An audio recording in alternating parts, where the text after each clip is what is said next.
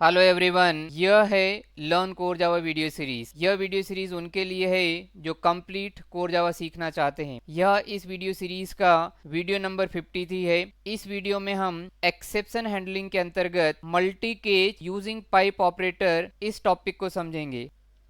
Handling multiple exception type using single catch, यह इस video का टॉपिक है। जैसा कि हमने वीडियो नंबर 52 में सीखा था कि यदि हमें मल्टीपल एक्सेप्शनल स्टेटमेंट को एक ही ट्राई ब्लॉक के अंदर लिखना है और उन्हें हैंडल करवाना है, मल्टीपल डिफरेंट केस ब्लॉक्स हमें ट्राई ब्लॉक के साथ में लिखने पड़ेंगे। अब यदि हम चाहते हैं कि मल्टीपल डिफरेंट केस ब्लॉक देने की बजाय एक सिंगल केस ब्लॉक में ही यदि हम सारे एक्सेप्शन क्लासेस को लिख दें तो वह कैसे होगा, वह हम समझते हैं।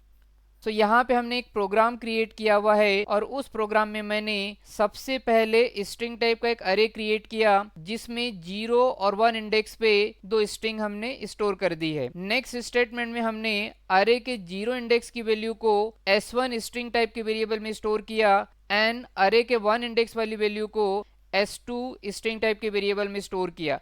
अब हम जानते हैं कि यहाँ पे हम अरे के 0 और 1 इंडेक्स को यूज कर रहे हैं। यदि इस AR अरे में कभी 0 इंडेक्स या फिर यूं कहें कि 1 इंडेक्स की वैल्यू मिसिंग है, नहीं है, तो फिर यह जो स्टेटमेंट है यह अरे index out of bounds exception generate कर सकता है। ठीक इसी तरीके से हमने बाद में एक स्टेटमेंट लिखा हुआ है integer dot parse int s1, यानी s1 स्ट्रिंग की पार्सिंग करके हम इंटीजर में कन्वर्ट कर रहे हैं। इन केस यदि यह स्ट्रिंग डिजिट के अलावा कोई कैरेक्टर्स कंटेन करे तो फिर यह parse int method number format exception throw कर सकती है। यानी यह जो पार्स इंट मेथड हमने 2 बार यूज किया यहाँ पे, यह भी प्रॉब्लमेटिक स्टेटमेंट है और नंबर फॉर्मेट एक्सेप्शन थ्रो कर सकती है। नेक्स्ट हमने स्टेटमेंट जो लिखा हुआ है i डिवाइडेड बाई j, यहाँ पे जैसा कि हम जानते हैं कि यदि j की वैल्यू 0 हो गई तो यह सिचुएशन हो जाएगी नंबर डिवाइडेड बाई 0 और यह अर्थमेटिक एक्सेप्शन जनरेट कर सकता है। यानी इस प्रोग्राम के अंदर हमें 3 डिफरेंट टाइप के एक्सेप्शन जनरेट होने की पॉसिबिलिटी दिख रही है। अब यदि हम इन तीनों डिफरेंट एक्सेप्शंस को एक ही ट्राई ब्लॉक के अंदर लिखकर मल्टीपल केज प्रोवाइड करके हैंडल करना चाहते हैं, जैसा कि हमने वीडियो नंबर 52 में देखा था, तो हम कर सकते हैं। लेकिन डिफरेंट केज ब्लॉक देने की बजाय हम चाहे तो सिंगल केज ब्लॉक भी दे सकते हैं। यानी हम कोड कुछ इस तरीके से लिख सकते हैं, पहले सभी प्रॉब्लमेटिक स्टेटमेंट को हम एक ट्राई ब्लॉक के अंदर लिखेंगे, जैसा यहाँ पे लिखा हुआ है ट्राई, यहाँ से स्टार्ट हुआ और यहाँ पे क्लोज हुआ। सभी प्रॉब्लमेटिक स्टेटमेंट, सभी एक्सेप्शनल स्टेटमेंट एक ट्राई ब्लॉक के अंदर आ गए। नाउ इस ट्राई के बाद में मल्टीपल केज ब्लॉक्स देने की बजाय आप सिंगल केज ब्लॉक दीजिए कुछ इस तरीके से, और इस सिंगल केज में सभी डिफरेंट एक्सेप्शन क्लासेस को लिख दीजिए और उसको लिखने के लिए हम पाइप ऑपरेटर से उन क्लासेस को सेपरेट करेंगे। अब डिफरेंट मल्टीपल एक्सेप्शन क्लासेस लिखने के लिए हमें कुछ इस तरीके से लिखना पड़ेगा, जैसे यहाँ पे लिखा हुआ है arithmetic exception, then pipe operator, ये और का सिंबल है, then number format exception followed by pipe operator and then array index out of bound exception. यानी यहाँ पे हमें 3 डिफरेंट एक्सेप्शन क्लासेस को लिखना था एक ही केस के अंदर, तो हमने तीनों एक्सेप्शन क्लासेस के नाम लिखे, बट उनको हमने पाइप ऑपरेटर से सेपरेट करके लिखा हुआ है।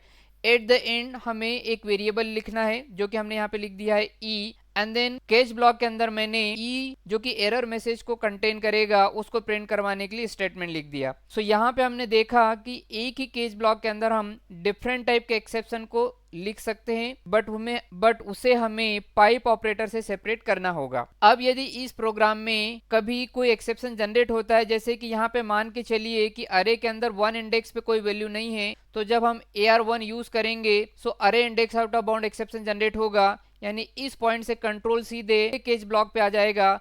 सिंस इस केज ब्लॉक में हमने अरे index out of bound exception भी लिखा हुआ है, यानी यही केज ब्लॉक इसको हैंडल कर लेगा और जो भी हैंडलर मैसेज हमने दिया है वह प्रिंट हो जाएगा, जैसे कि यहाँ पे आउटपुट विंडो में शो हो रहा है java.lang.array index out of bound exception at 1 index। Next, यदि पार्सिंग फेल होती है, जैसे कि यहाँ पे लिखा हुआ है, हालांकि यहाँ पे पार्सिंग जो है वो S2 वाली फेल होगी, तो जैसे ही पार्सिंग फेल होगी तो कंट्रोल उसी पहले केज ब्लॉक पे आ जाएगा, क्योंकि इसमें हमने नंबर फॉर्मेट एक्सेप्शन लिखा हुआ है और इसका जो मैसेज है वो प्रिंट हो जाएगा और रिमेनिंग प्रोग्राम अपना प्रॉपरली चलेगा। यानी आउटपुट विंडो में हमें लिखा हुआ आ जाएगा number format exception for input string A.